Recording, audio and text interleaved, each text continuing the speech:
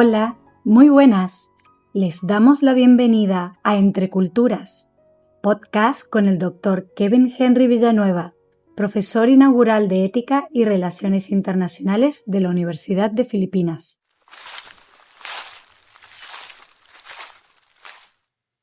Nuestra cabalgata está a punto de comenzar. Esta es la primera proposición. El mundo en su forma actual está desapareciendo y con él nuestro lugar en él como humanidad. Como actores en el escenario político, somos pueblos y todos los pueblos son iguales en libertad y dignidad. Ahora, ¿cómo son los pueblos? ¿Cómo describirlos y comprenderlos de forma lo suficientemente clara y específica como para que cuando están presentes y vivos se les vea y se les llame por su nombre? Este es el primer característico del parentesco entre los pueblos. Deben tener un nombre, deben elegirlo. Es su historia, es su lugar de nacimiento, es la señal de sus antepasados. Es el primer símbolo de la pertenencia del individuo en la sociedad a una comunidad. Porque es su comunidad la que a través de cada progenitor otorga y conserva su nombre. Donde se pronuncia, donde se escucha y donde se escribe y se repite sin cesar en cada llanto cuando cada niño nace. Un individuo al repetir un nombre empieza a recordar su lugar. Una comunidad al repetir un nombre empieza a contar quienes pertenecen a su seno, como una madre que cuida de su hijo. Un nombre es significativo porque es cuando un pueblo, una tribu o un grupo de ellos u otro comienza a llamarse a sí mismo un pueblo. El nombre de Philippines, la versión anglicanizada del nombre Filipinas, deriva del rey católico Felipe II de la Casa de Habsburgo. Recuerda al filipino como súbdito de la corona, como miembro de la colonia, como el descubrimiento de una tierra extranjera, objeto de conquista y reconquista, y como habitante de un remoto, incluso el más remoto puesto fronterizo del imperio. No es el nombre en sí, sino su significado lo que intentamos evocar. Al llamar a este pueblo filipinos, damos testimonio de una narrativa particular en la que los protagonistas son, inadvertidamente, forasteros, aquellos que vienen de lejos, que veían el archipiélago como una frontera antaño incivilizada, que con el tiempo se convertiría en parte de la humanidad, es decir, su humanidad, la de nuestros amos, no la nuestra. Elegir un nombre, por lo tanto, es ser conscientes de la historia que deseamos contar en el presente, no más de lo que se contaría en el pasado y en el futuro. Un pueblo debe, pues, elegir el nombre con el que quiere llamarse.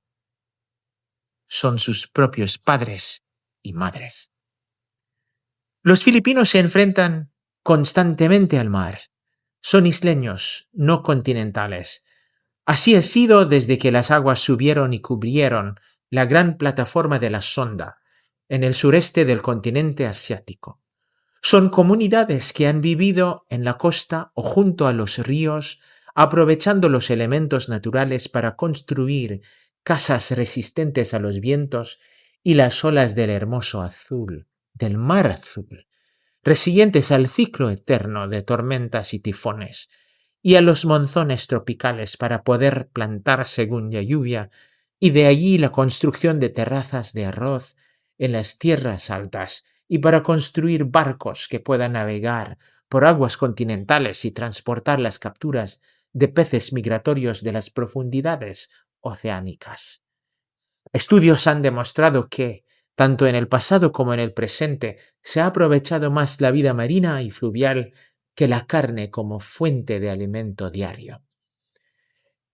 Sin embargo, es el mar, a quien los filipinos deben el milagro de su evolución como pueblo. Los españoles trajeron las carreteras y los estadounidenses los puentes de acero, pero para los habitantes originales de las islas, los puentes eran los mismos mares.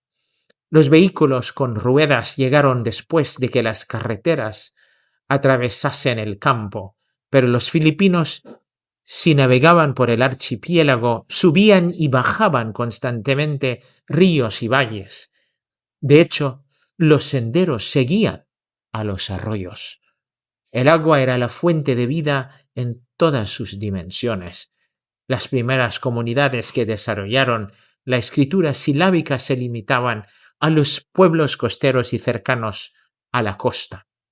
El mar era la fuente perenne a través de la cual se formaron las comunidades. ¿A quién adoran los filipinos como Dios? Con esto me refiero a preguntar a quién admiran los filipinos como la entidad que gobierna la tierra. Antes de la llegada de los españoles, británicos, estadounidenses y japoneses, los filipinos, principalmente a través del comercio, ya habían entrado en contacto con las grandes tradiciones de Asia, China, India y árabe. La introducción del Islam a mediados del siglo XV, especialmente en el sur, lo hizo finalmente impenetrable para los españoles y, por lo tanto, un país que venera a Jesús como el Hijo del Hombre, tan poco como a Alá, como el único y verdadero Dios de los musulmanes.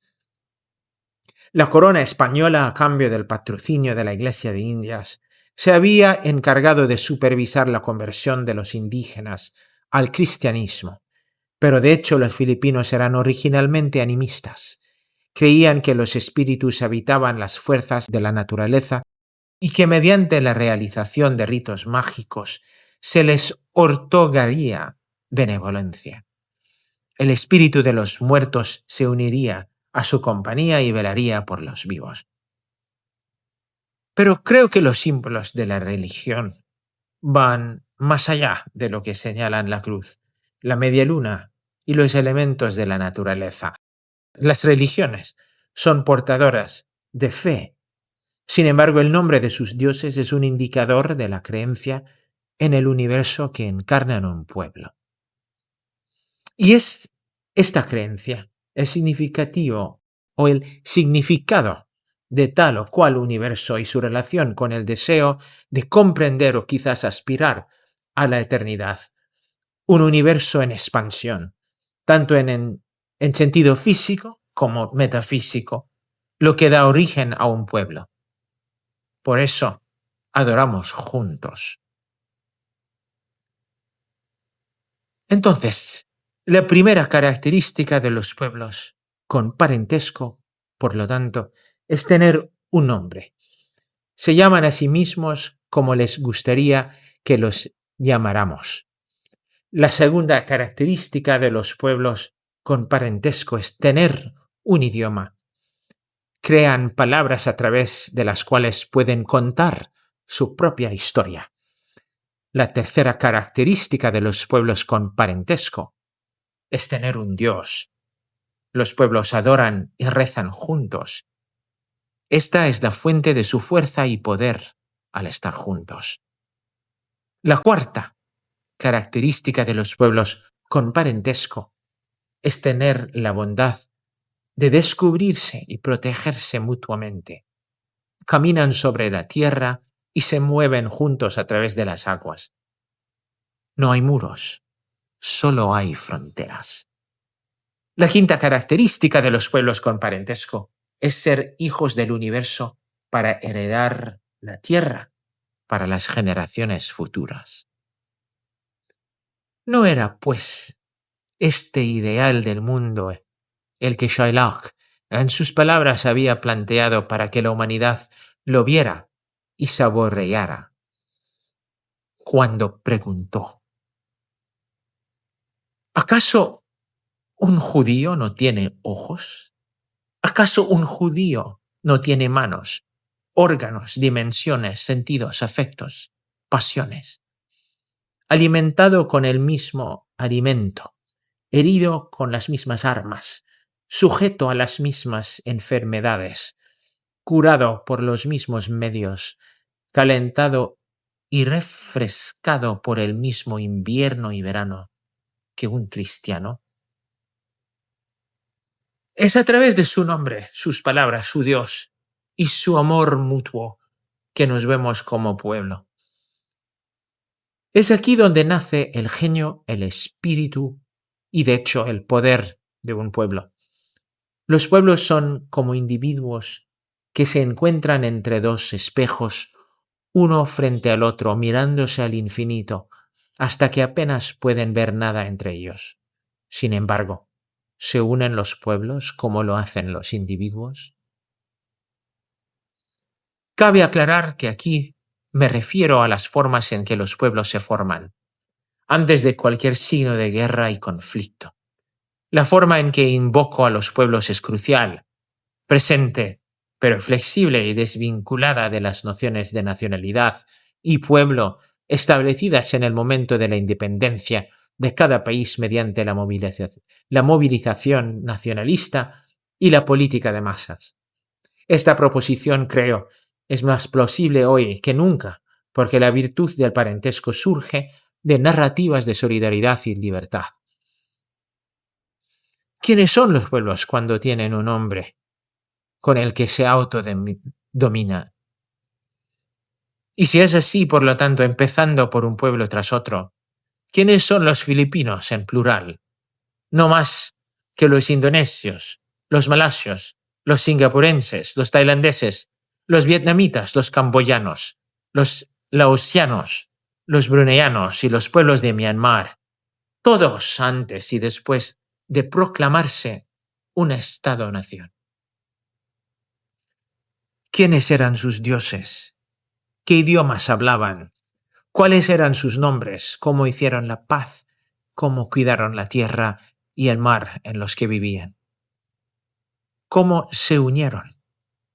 ¿Cómo, finalmente, se separaron?